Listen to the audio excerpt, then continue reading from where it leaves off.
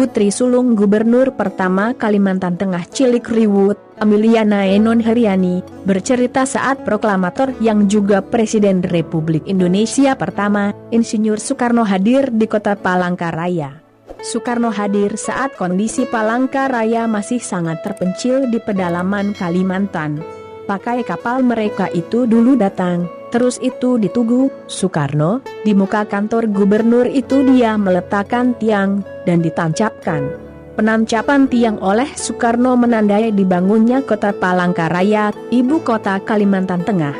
Saat itu Kalteng baru melepaskan diri dari Provinsi Kalimantan Selatan dan menunjuk putra asli suku Dayak, Cilikriwut sebagai gubernur.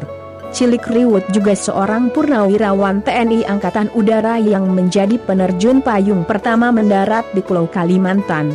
Bapak itu pertamanya kan seorang militer dari Angkatan Darat, diminta diauri Angkatan Udara Republik Indonesia TNI AU, dan dia membawa penerjunan pertama itu di Kalimantan. Rupanya Kalimantan itu menyatakan bahwa mereka sudah masuk NKRI, ujarno. Cilikriwut merupakan sosok yang sangat dekat dengan Soekarno. Enon menyebut hubungan keduanya layaknya anak dan bapak. Hal ini pula yang membuat Cilikriwut mudah mengundang Soekarno ke Palangkaraya. Kemudian dengan Pak Karno itu seperti anaknya lah beliau. Kemudian tidak tahu bagaimana omongnya, kok ayah saya itu minta dia, Soekarno, datang ke sini, imbuhnya. Soekarno tiba di Palangkaraya setelah naik kapal menyusuri Sungai Kahayan. Kala itu Palangkaraya belum memungkinkan untuk ditempuh jalur darat. Warga langsung menyambutnya dengan penuh sukacita. Nah itu dari pelabuhan Rambang, kan dibawa naik jet, dengan jalannya belum aspal dengan pasir-pasir. Rupanya masyarakat itu riang gembira. Diikat mobilnya pakai tali, ditarik oleh masyarakat ke tugu itu. Nah disitulah Pak Karno memancangkan tiang pertama di Palangkaraya, kenangnya. Enon menuturkan, masyarakat tidak menduga jika orang nomor 1 Indonesia itu akan menginjakan kaki di Palangkaraya yang masih tertinggal.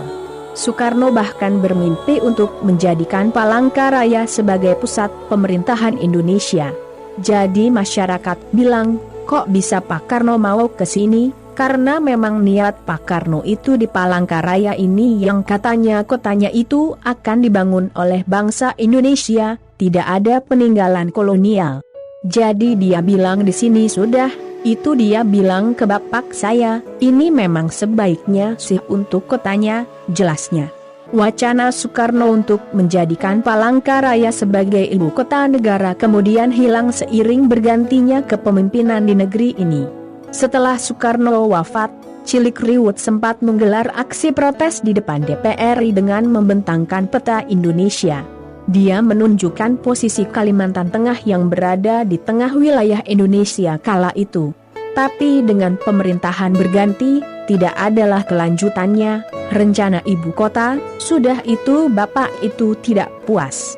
Setelah Pak Karno meninggal, dia membentangkan peta di DPR, dia bilang ini kota Palangkaraya atau Kalimantan ini adalah pusat dari kiri kanan, itu pusat Indonesia. Jadi yang bersaksi juga waktu itu Pak Ruslan Abdul Ghani. Itu ada di dalam urayanya dalam 10 tahun bapak meninggal.